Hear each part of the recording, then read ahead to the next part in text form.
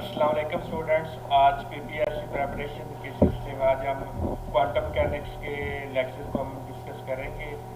तो इस चैनल पे आपको पीपीएससी से रिलेटेड तमाम जो वीडियोस वो आपको मिल जाएंगी। तो आज के टॉपिक में हम क्वांटम मैकेनिक्स को स्टडी करेंगे। तो मेरा जो प्रेपरेशन का मेथड यही है कि मैं जो चीज़ें वो इम्पोर्टेंट जो पॉइंट्स हैं उनको आपसे डिस्कस करते हैं। लंबे चौड़े डिटेल लेक्चर वो हम डिस्कस नहीं करते। इसके अलावा अगर आप हमारा सेशन ज्वाइन करना चाहते हैं तो आप मुझे इस व्हाट्सएप नंबर पे आप मेरे से कॉन्टैक्ट कर सकती हैं। तो हमने मेरा फर्स्ट सेशन हमने स्टार्ट किया हुआ है, तो आप वो ज्वाइन कर सकते हैं। तो चलिए अपना लेक्चर स्टार्ट करते हैं। तो मेरे चैनल का नाम है पीपीएससी प्रेपरेशन हब। या आप यूट्यूब पे चैनल सर्च भी कर सकती हैं और अपने दोस्तों को सजेस्ट भी कर सकती हैं जो फी पे नहीं कर सकती और फ्री ऑफ कॉस्ट पीपीएससी की प्रेपरेशन कर सकते हैं, करना चाहते हैं। तो वो मेरे चैनल पीपीएससी प्रेपरेशन हब पे आके वो अपने नॉलेज में इजाफा कर सकती हैं और मैं एक हेल्प उनकी कर सकता हूँ उनकी प्रेपरेशन में। क्योंकि पीपीएससी के लिए आप ये नहीं कह सकते कि हमने एक एकेडमी ज्वाइन कर ली तो बस हमारी सारी प्रेपरेशन यहीं से हो जाएगी।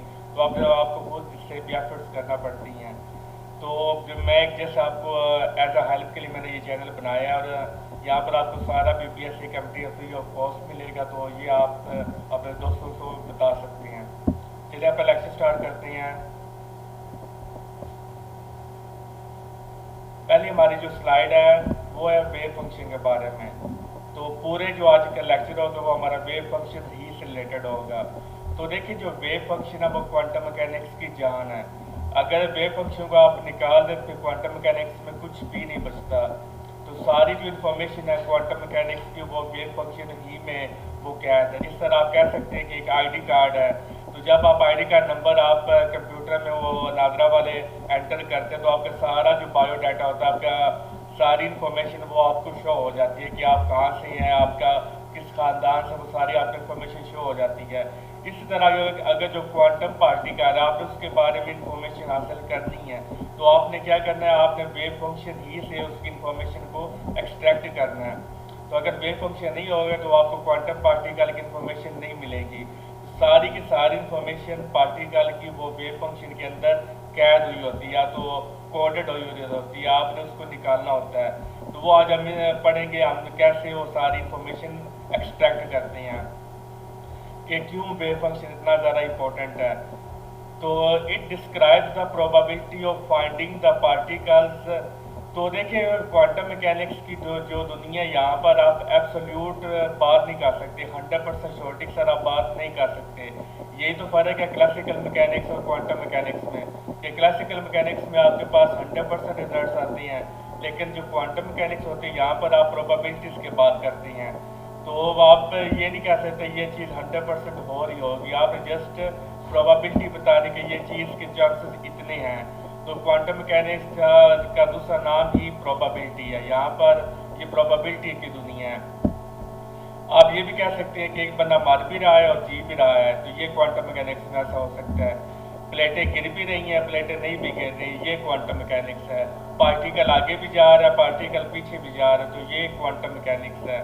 तो ये आप कह सकते हैं क्वांटम मैकेनिक्स एक किस्म की जादुई दुनिया है जहाँ पर एट अ टाइम कुछ भी हो सकता है। आप लोग ये प्रेडिक्ट नहीं कर सकते कि क्या होगा, आप जिस प्रोबेबिलिटी की बात करेंगे कि ये ऐसा हो सकता है, जितनी ज़्यादा किसी पार्टिकल की प्रोबेबिलिटी ज़्यादा होगी वो पर फिर उस इवेंट के चांस होने के चांसेस ज़्यादा होंगे। तो वेव फंक्शन हमें क्या बताता है, वेव फंक्शन हमें प्रोबेबिलिटी बताता है। किसकी प्रोबेबिलिटी बताता है, पार्टिकल को फाइंड करने की। तो जब आपको पार्टिकल फाइंड होगा तब आप उसकी पोजीशन फाइंड कर सकते हैं, पोजीशन फाइंड होगा आप उसकी वेलोसिटी फाइंड कर सकते हैं, वेलोसिटी आपको पता हो जाए फिर आप उसका मोमेंटम फाइंड कर सकते हैं।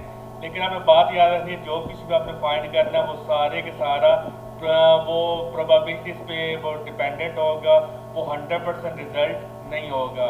अगर आप क्वांटम मैकेनिक्स में 100% रिजल्ट आप कहते हैं कि मैंने 100% रिजल्ट ले लिया तो वो फिर क्वांटम मैकेनिक्स का वजूद ख़त्म हो जाएगा। तो क्वांटम मैकेनिक्स में 100% रिजल्ट आना इम्पॉसिबल है। तो वेव फंक्शन क्या कहता है, it plays the same role in quantum mechanics as Newton second law in classical mechanics. जैसे जो क्लासिकल मैकेनिक्स है वो उसकी जान के है न्यूटन सेकंड लॉ, इसी तरह जो क्वांटम मैकेनिक्स है उसकी जो सारी बेस है वो क्या है, वेव फंक्शन पे है। We get wave function by solving Schrodinger wave equation. बहुत इंपॉर्टेंट पॉइंट है कि मैंने आपको शुरू लेक्चर के स्टार्ट में बताया कि पार्टिकल की सारी इन्फॉर्मेशन हमें वेव फंक्शन से मिलेगी। तो आप ये नहीं कि वेव फंक्शन में आप इक्वेशन अप्लाई करो तो आपको वो सारी इन्फॉर्मेशन मिल जाएगी। हम बात कर रहे हैं क्वांटम पार्टिकल की, तो क्वांटम पार्टिकल का बिहेवियर बड़ा कम्प्लेक्स होता है। तो इस तरह जो वेव फंक्शन है ये इट्सेल्फ ये एक कम्प्लेक्स फंक्शन है।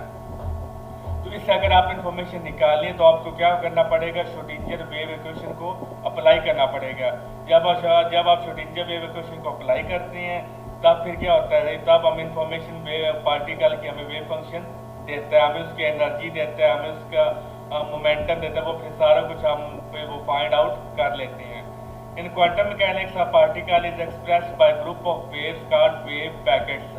तो जब क्वांटम पार्टिकल जब मूव करता है ऐसे, तो वो क्या करता है, वो वेव की फॉर्म से रिलेटेड एक वेव एसोसिएट होती है ऐसे। तो ये group of wave, for example एक पार्टिकल मूव कर रहा है तो ये ग्रुप हो गया, तो एक ये ग्रुप हो गया, यानी कि वेव्स में भी क्या होती है, क्वांटाइजेशन होती है। इस तरह वेव क्या जो पार्टिकल है वो क्या वेव पैकेट्स की फॉर्म में वो आगे क्या करता है, मूव करता है। यानी कि जब वो मूव कर रहा होता है तो उसके फॉर एग्जाम्पल 10 पैकेट्स बनते हैं। अब सिंपली कह लें कि एक पार्टिकल यहाँ से स्टार्ट हुआ है और उसने यहाँ टी तक पहुँचना है। तो जब वो यहाँ से स्टार्ट हुआ और टी तक पहुँच गया तो उसके क्या एक उसका वेव पैकेट ये हो गया, एक वेव पैकेट ये हो गया। तो यानी कि उसके डिफरेंट वेव पैकेट्स बन रहे हैं और वो वेव पैकेट्स की फॉर्म में वो आगे ट्रेवल कर रहा है ऐसे।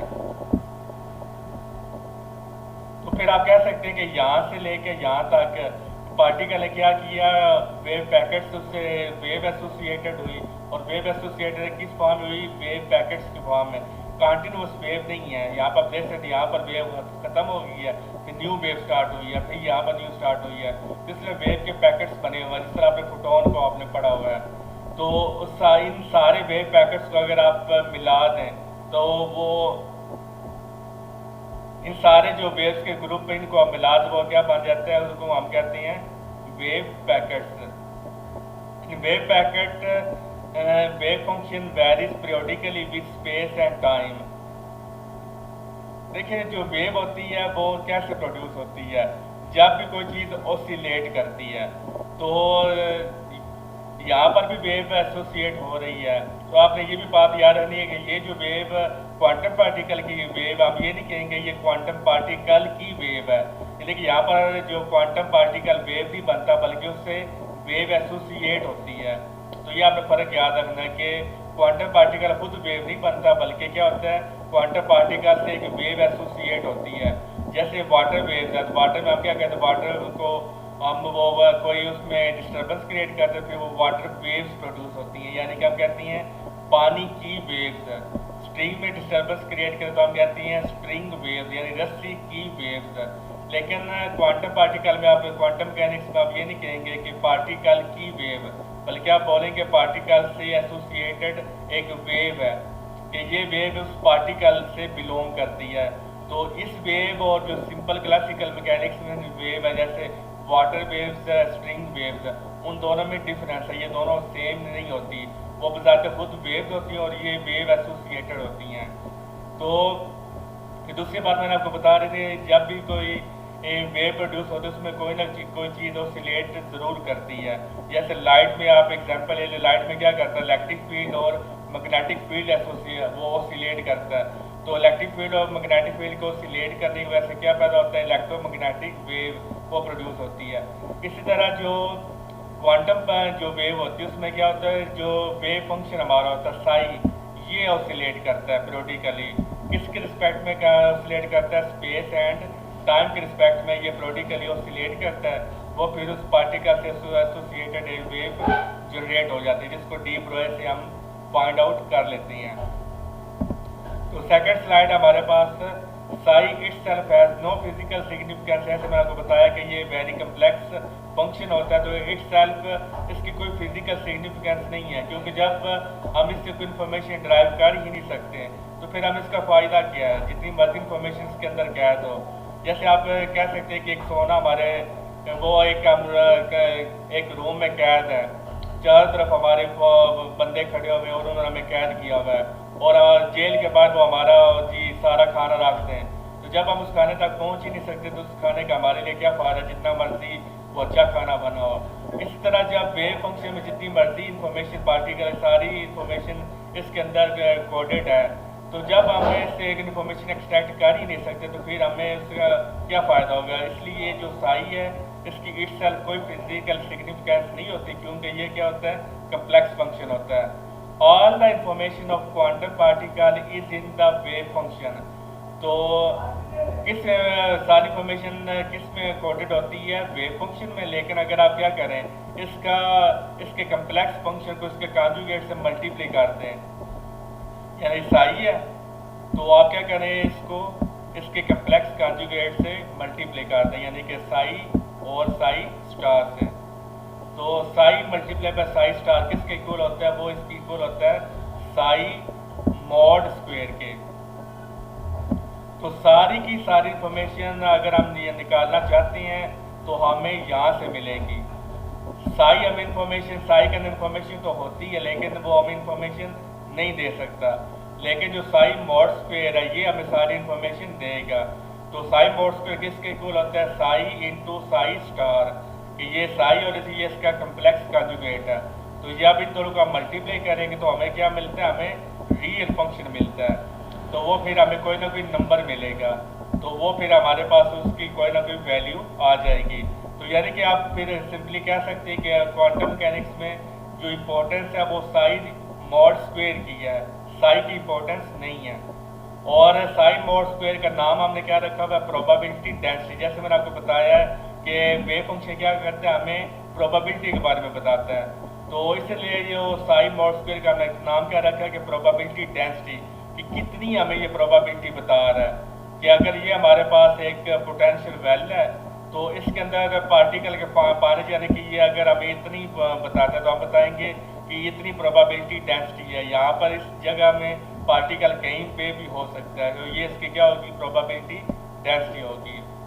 सो in quantum mechanics probability is important because from probability density we are able to extract information of quantum particle. तो नेक्स्ट स्लाइड हमारे पास, the concept of probability density was given by Max Born. तो Max Born ने हमें बताया था कि जो साई है इसमें कोई सारी की सारी इंफॉर्मेशन इसमें तो होती तो है, लेकिन यहाँ से हमें इंफॉर्मेशन ले नहीं सकते। आप इंफॉर्मेशन कैसे लेंगे कि आप साई मॉड स्क्वायर लें, तो मैक्स बोर्न जब आप साई मॉड स्क्वायर लेंगे तो हमें रियल नंबर, हमें फाइनाइट नंबर मिलेगा, तो फिर हमें उससे इंफॉर्मेशन सारी मिल जाएगी। तो मैक्स बोर्न ने ये सारा प्रोबेबिलिटी डेंसिटी को इंट्रोड्यूस करवाया था। In probability density we take integral between any two numbers. तो जब आपने प्रोबेबिलिटी डेंसिटी लेनी है तो आपने इंटीग्रेशन करना है ऐसे साई मॉड स्क्वायर की, जो पूरा इसका कंप्लीट जो उसका मतलब रिलेशनशिप है वो ये होगा, आर हमारा स्पेस है और टी हमारा टाइम। तो स्पेस एंड टाइम के रिस्पेक्ट में हमने क्या करना होता है, ये फंक्शन है, तो इस तरह आपने क्या करना है, इसको सॉल्व करना होता है। तो इंटीग्रेशन में आपने ज़ाहिर है इसकी दो लिमिट्स होती हैं, लोअर लिमिट और अपर लिमिट।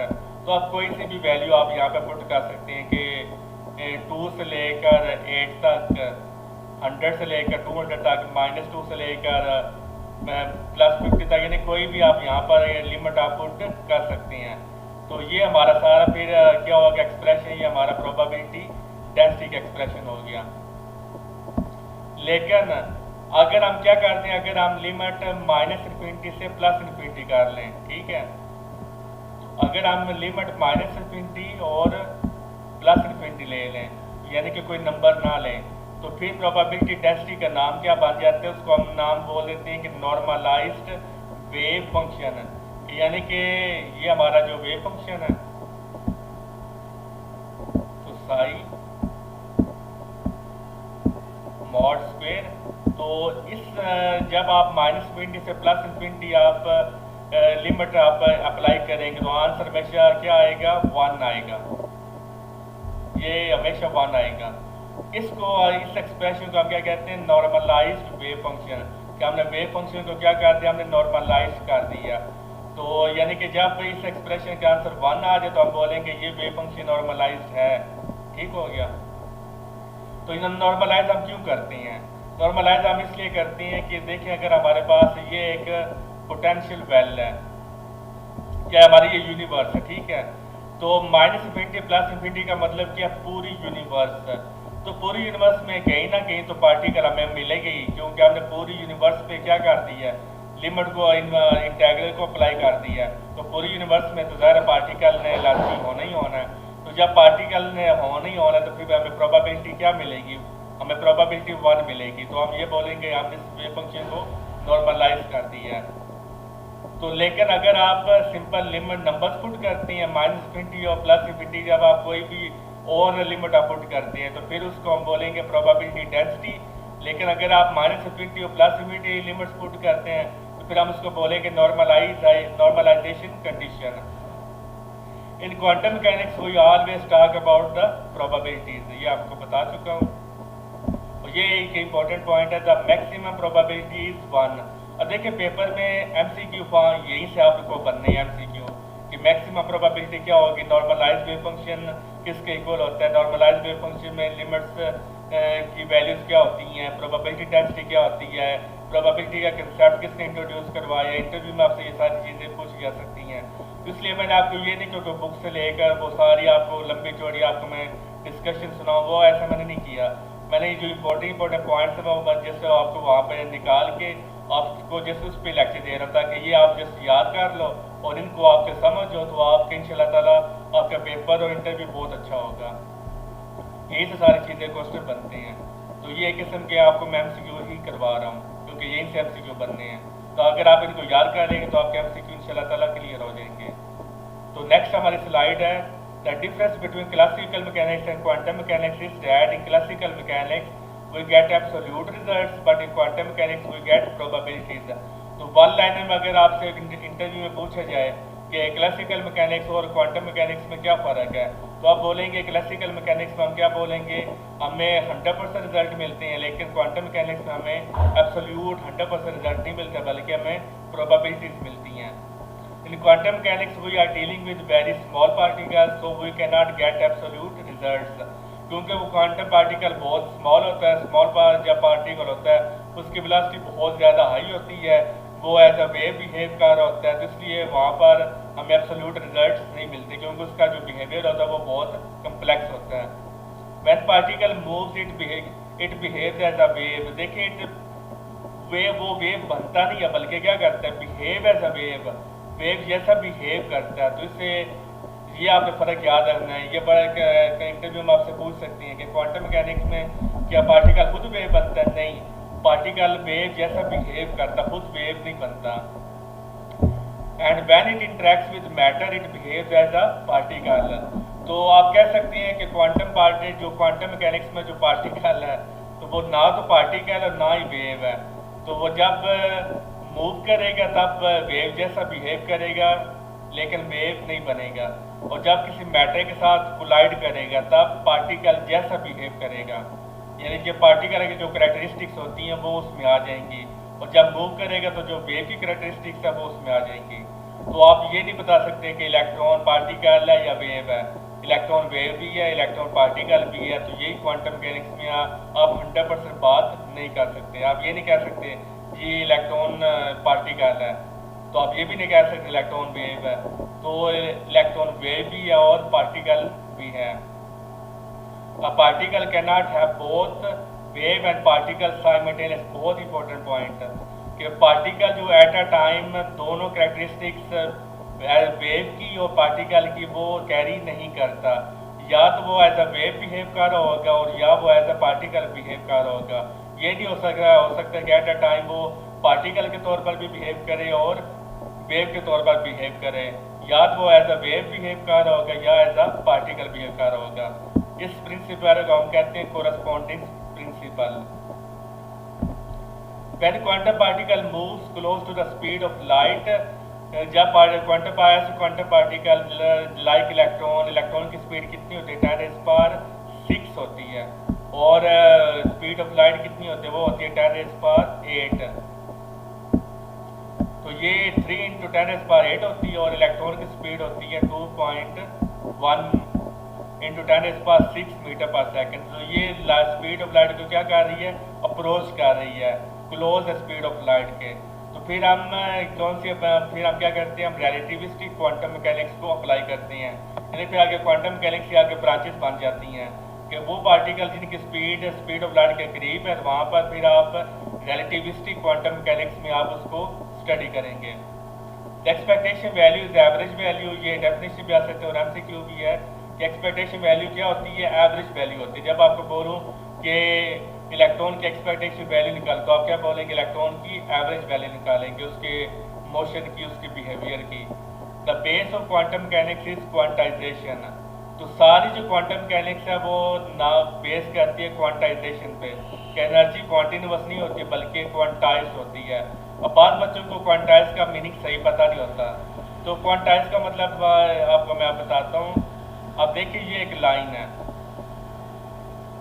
इस लाइन में कहीं पर भी कोई इंटरब्रेक, कोई भी मतलब गैप नहीं है, तो ये कॉन्टिन्यूस होती है। लेकिन अगर वह एक ऐसी चीज हो,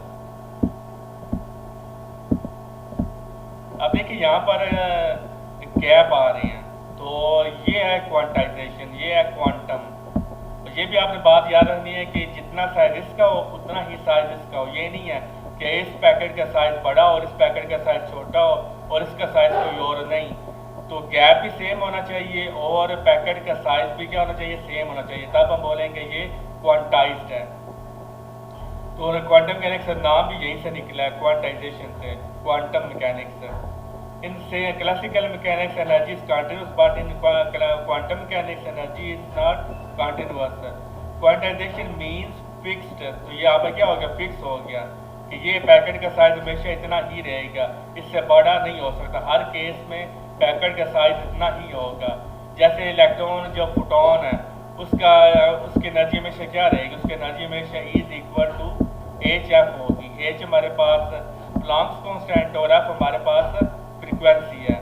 अब जो रेड लाइट की फ्रीक्वेंसी है, जब आप रेड लाइट की फ्रीक्वेंसी की वैल्यू यहाँ पर रखेंगे और H से मल्टीप्लाई करेंगे, तो जो रेड लाइट के फोटान की वैल्यू आएगी वो क्या होगी, वो फिक्स होगी। ये नहीं होगा कि 2020 में रेड लाइट के फोटान की वैल्यू कुछ ये आई है और 2050 में रेड लाइट के फोटान की वैल्यू और हो जाएगी। अमेरिका में रेड लाइट के फोटान की वैल्यू ये और पाकिस्तान में कुछ और, ऐसा नहीं है। रेड लाइट के फोटान की वैल्यू क्या होगी, फिक्स हो गई है। तो उसको हम बोलते हैं क्वांटाइजेशन। और वो कंटिन्यूस नहीं होता बल्कि उसमें गैप्स होती हैं, पैकेट्स के फॉर्म में बने होते हैं। देखिए ये एक पैकेट है, ये पैकेट है। पैकेट क्या होते हैं, जैसे आप शेपर आप वो डालते हैं, तो एक शेपर आपने ये डाल दिया, फिर दूसरा शेपर ये, फिर तीसरा शेपर ये, यानी कि हर शेपर की अपनी अपनी आइडेंटिटी है।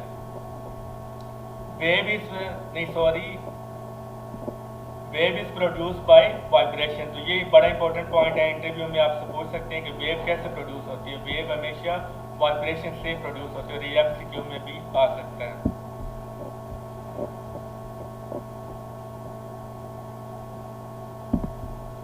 Quantum particle has an associated wave. This wave is different from wave produced by macroscopic object. ये आपको मैंने स्टार्ट में बता दिया कि जो क्लासिकल पार्टिकल की जो वेव्स होती हैं वो और क्वांटम पार्टिकल की वेव डिफरेंट होती है। वहाँ पे क्या होता है, वाटर की वेव्स होती हैं, यहाँ पे पार्टिकल से एसोसिएटेड वेव होती है, पार्टिकल की वेव नहीं होती। Quantum theory and classical theory give same result. बहुत important point for large quantum numbers. जब हम क्वांटम नंबर्स की वैल्यू बहुत हाई कर दें तो तब क्या होता है, क्लासिकल मैकेनिक्स और क्वांटम मैकेनिक्स हमें सेम रिजल्ट देती है।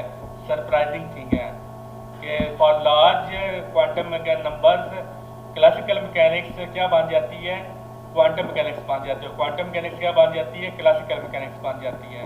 अब यदि देखें जो क्वांटम नंबर्स होते हैं ये इंट्रिंसिक होते हैं, ये बाय नेचर हमें दिए हुए हैं। ये जो हम पढ़ते हैं ना NLM, तो ये ऐसा नहीं है कि किसी ने जी अपनी तरफ से इंट्रोड्यूस करवा दिए कि उसने नाम दे दिया, उसने बोला ये अजीमुथल क्वांटम नंबर है, ये प्रिंसिपल क्वांटम नंबर है, ये मैग्नेटिक क्वांटम नंबर है, ऐसा नहीं है। ये हाइड्रोजन आइटम पर जब आप क्वांटम थ्योरी अप्लाई करते हैं तो ये 3 क्वांटम नंबर आपको वहाँ से मिलने ही मिलने हैं। तो ये बाई नेचर है, ये किसी खुद साइंटिस्ट ने इंट्रोड्यूस नहीं करवाया, तो ये बाई नेचर है, इसलिए ये इंट्रिंसिक क्वांटम नंबर्स होती हैं। तो ये अपने मिसकंसेप्शन दूर करें कि ये नहीं होता कि जी साइंटिस्ट ने अपनी तरफ से इंट्रोड्यूस करवा दिए। The quantum particle can not have zero energy. Quantum particle की एनर्जी जीरो नहीं हो सकती। कॉमन सेंस से अगर क्वांटम पार्टिकल की एनर्जी जीरो होगी, जैसे ये एक बुक है या ये बुक ज़मीन पे पड़ी हुई है, क्योंकि बुक मूव नहीं कर रही, ज़मीन पे पड़ी हुई है, इसलिए इसकी जो एनर्जी क्या होगी, ज़ीरो होगी। तो जब इसकी एनर्जी होगी तो हम कहते हैं ये बुक यहीं पे भी पड़ी है, यहीं पड़ी है। एक बंदा तो वो कहता है यहाँ पे बुक पड़ी है, दूसरा बंदा तो वो भी यही कहेगा यहाँ पे बुक पड़ी है, तीसरा बंदा आएगा वो भी कहेगा यहाँ पर ही बुक पड़ी है। क्योंकि उसकी एनर्जी ज़ीरो है तो वो मूव नहीं कर रेस्ट पे है, तो इसलिए हर बंदा क्या कहेगा कि यहाँ पर बुक पड़ी हो, यानी कि हमें 100% रिजल्ट मिल गया। अगर ये मूव कर रही हो तो एक बंदा ने यहाँ पे देखा, वो कहेगा कि ये बुक, ये फॉर एग्जाम्पल गाड़ी यहाँ पे है, लेकिन जब दूसरा बंदा इसको देखेगा वो कहेगा नहीं गाड़ी यहाँ पर है। यानी जब चीज़ें मूव कर रही हो तब फिर हमारे जो रिजल्ट है वो डिफरेंट हो जाते हैं, क्योंकि यहाँ पर उसके पास एनर्जी होती है लेकिन यहाँ पर उसके पास एनर्जी नहीं है, मतलब ज़ीरो एनर्जी है। तो हमें क्या बताया, हमें जी 100% रिजल्ट मिल गया कि ये चीज़ यहाँ पर मौजूद है, हर बंदा श्योरिटी के साथ कह सकता है। तो अभी मैंने आपको लेक्चर के स्टार्ट में बताया कि क्वांटम पार्टिकल के बारे में आप श्योरिटी के साथ कोई बात नहीं कह सकते। अगर क्वांटम पार्टिकल की एनर्जी ज़ीरो है, इसका मतलब हमें उसकी लोकेशन का पता 100% पता चल गया। तो जब हमें 100% लोकेशन का पता चल गया तो हमने क्या कर दिया, हमने हाइजेनबर्ग अनसर्टेनिटी प्रिंसिपल को वायलेट कर दिया कि हमने 100% उसकी जो लोकेशन है वो हमने पता लगा ली। तो यानी कि हमने प्रोबेबिलिटी वहाँ पे ख़त्म हो गई, तो फिर यानी कि क्वांटम मैकेनिक्स का वजूद ही ख़त्म हो जाता है। और ये भी एक माइंड में आई है बात, जब आप कैलकुलेट करते हैं ना हाइजेनबर्ग अनसर्टेनिटी प्रिंसिपल से कि आप पोजीशन और मोमेंटम को साइमल्टेनियसली कैलकुलेट नहीं कर सकते, या आप पोजीशन को कैलकुलेट करती हैं या मोमेंटम को, तो वहाँ पर पोजीशन को कैलकुलेट या मोमेंटम को कैलकुलेट करने का मतलब ये नहीं होता कि हमें 100% उसकी पोजीशन का पता चल गया, नहीं, हमें वहाँ पे प्रोबेबिलिटीज का पता चलता है। The minimum energy is called zero point energy but is greater than zero. तो क्वांटम पार्टिकल की जो जीरो एनर्जी, उसका दूसरा नाम क्या है, जीरो पॉइंट एनर्जी। तो नाम तो जीरो है लेकिन ये जीरो नहीं होती, जीरो से बड़ी होगी। सेकेंड लास्ट स्लाइड है, and square shows quantization of energy. आपने देखा भी होगा एनर्जी का फार्मूला क्या होता है, एन स्क्वायर होता है। तो ये क्या शो करता है, क्वांटाइजेशन। अब फार्मूले में एन नहीं होता या एन क्यूब या एन की पावर 4 नहीं होता, बल्कि हमें यहाँ हमेशा क्या होता है, एन स्क्वायर ही होता है। तो ये क्वांटाइजेशन को शो करता है। N, l, m and quantum numbers are derived from hydrogen atom by applying quantum rules. जब आप हाइड्रोजन एटम पे अप्लाई करें तो ये तीनों क्वांटम नंबर आपको वहाँ से मिलेंगे। तो ये इंट्रिंसिक क्वांटम नंबर्स हैं। Both theory semi classical theory, क्योंकि वो ने क्लासिकल मैकेनिक्स को भी यूज़ किया था और क्वांटम मैकेनिक्स को भी यूज़ किया था अपने फोर्स मॉडल को एक्सप्लेन करने के लिए। Black body, photoelectric effect and atomic stability and atomic spectroscopy की बर्थ टू क्वांटम मैकेनिक्स। ये इंटरव्यू में आपसे पूछ सकती हैं कि ऐसे कौन से फिनोमिना थे जिन्होंने क्वांटम मैकेनिक्स की ज़रूरत हमें पेश आई। तो आप बता सकते हैं कि black body classical mechanics explain नहीं हो रहा था, फोटोइलेक्ट्रिक इफेक्ट एक्सप्लेन नहीं हो रहा था, एटम की स्टेबिलिटी एक्सप्लेन नहीं हो रही थी, क्योंकि मैक्सवेल के मुताबिक एटम को इलेक्ट्रॉन के न्यूक्लियस के अंदर फॉल कर देना चाहिए, लेकिन हम देखते हैं कि जो इलेक्ट्रॉन है वो एटम के रिवॉल्व करता है, तो एटम स्टेबल में मौजूद है, प्रेजेंट है। तो ये क्लासिकल मैकेनिक्स एक्सप्लेन नहीं कर रहे थे। ये काफ़ी लंबा चौड़ा कंसेप्ट है, तो ये फिर किसी इस पे अलग से लेक्चर में वो मतलब किया, किसी और लेक्चर में बात हुई तो वो फिर आपको डिटेल से बताऊंगा कि एटॉमिक स्टेबिलिटी क्या चीज़ है। फिर एटॉमिक स्पेक्ट्रोस्कोपी की जब पार्टिकल जब आप उसको हीट अप करते हैं तो वो क्या शो एनर्जी एमिट करता है। तो वहाँ से जो हमें उसको स्टडी किया तो वहाँ से जो रिजल्ट क्वांटम क्लासिकल मैकेनिक्स के साथ मैच नहीं कर रहे थे। तो ये आपने फिनोमिना बताने हैं कि ये फिनोमिना थे जिन्होंने क्वांटम मैकेनिक्स पे हमें मजबूर किया सोचने पे। और आज की लेक्चर की लास्ट स्लाइड है, Planck's constant is universal constant. ये भी आपने याद करने के कितने यूनिवर्सल कांस्टेंट है। तो ये भी इंटरव्यू में पूछ सकते हैं कि ये यूनिवर्सल कांस्टेंट हमें बताओ। यूनिवर्सल कांस्टेंट क्या होता है, जिसकी वैल्यू पूरी यूनिवर्स में कांस्टेंट होती है, चेंज नहीं होती, and it's value still under calculating. और हमें इसकी एग्जैक्ट वैल्यू का हमें आज तक पता नहीं चला, ये अंडर प्रोसेस है। अब आने वाले ज़माने में साल में इसकी वैल्यू बस कैलकुलेट हो रही है, अभी तक इसकी एग्जैक्ट वैल्यू हमें कैलकुलेट नहीं हो सकी। तो इन 1905 आइंस्टाइन कंफाउंड प्लांक्स कंसेप्ट। तो 1905 ने क्या किया, आइंस्टाइन ने प्लांक्स की जो थ्योरी थी उसको कंफर्म किया था। Photoelectric effect was not discovered by Einstein. ये बहुत बड़ा बच्चों में मिसकंसेप्शन है। वो जो कहते हैं कि फोटोइलेक्ट्रिक इफेक्ट आइंस्टाइन ने हमें दिया, नहीं, फोटोइलेक्ट्रिक इफेक्ट हमें हर्ट्स ने दिया था। लेकिन जो हर्ट्स ने हमें ये फिनोमेना बता तो दिया, लेकिन मैं उसको एक्सप्लेन नहीं कर सका। तो एक्सप्लेन आइंस्टाइन ने किया था, लेकिन ये जो ये डिस्कवर वो हर्ट्स ने किया था, लेकिन ये एक्सप्लेन ना कर सका, तो इसकी एक्सप्लेनेशन हमें आइंस्टाइन ने दी। तो फोटोइलेक्ट्रिक इफेक्ट को एक्सप्लेन करने की वजह से इसको नोबेल प्राइज़ मिला। तो ये भी इंटरव्यू में पूछा जाता है कि ऐसा वो कौन सा फिनोमेना है जिसको एक्सप्लेन करने पर जी आइंस्टाइन को नोबेल प्राइज़ मिला। तो बच्चों के माइंड में ये होता है थ्योरी ऑफ रिलेटिविटी, क्या कमाल की थ्योरी है कि हम वहाँ पे जा भी नहीं सकते, लेकिन उसने अपनी इमेजिनेशन में सारा कुछ हमें बता दिया। इतनी औसम थ्योरी है थ्योरी ऑफ रिलेटिविटी, लेकिन वहाँ पर आइंस्टाइन को नोबेल प्राइज़ नहीं मिला। नोबेल प्राइज़ आइंस्टाइन को सिर्फ और सिर्फ फोटोइलेक्ट्रिक इफेक्ट पे मिला। तो ये एमसीक्यू में भी पूछा जा सकता है और इंटरव्यू में भी आपसे पूछा जा सकता है कि थ्योरी ऑफ रिलेटिविटी पे मिला या फोटोइलेक्ट्रिक इफेक्ट पे। तो बच्चे दोनों भी वो बोल देते हैं, कहते हैं जी थ्योरी ऑफ रिलेटिविटी भी और फोटोइलेक्ट्रिक इफेक्ट है। तो ये नहीं है, बल्कि सिर्फ और सिर्फ उसको फोटोइलेक्ट्रिक इफेक्ट पे मिला था। The wave function is a function of space coordinates and A time.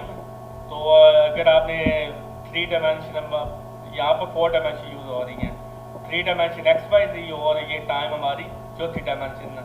तो वेव फंक्शन 4 डायमेंशन है। तो ये भी इंटरव्यू में पूछा जा सकता है। होप सो आपका आज का लेक्चर अच्छा आया होगा। अपना फीडबैक मुझे आप दे सकती हैं। तो मिलते हैं नेक्स्ट लेक्चर में, तब तक अपना ख्याल रखिएगा। अल्लाह हाफिज़।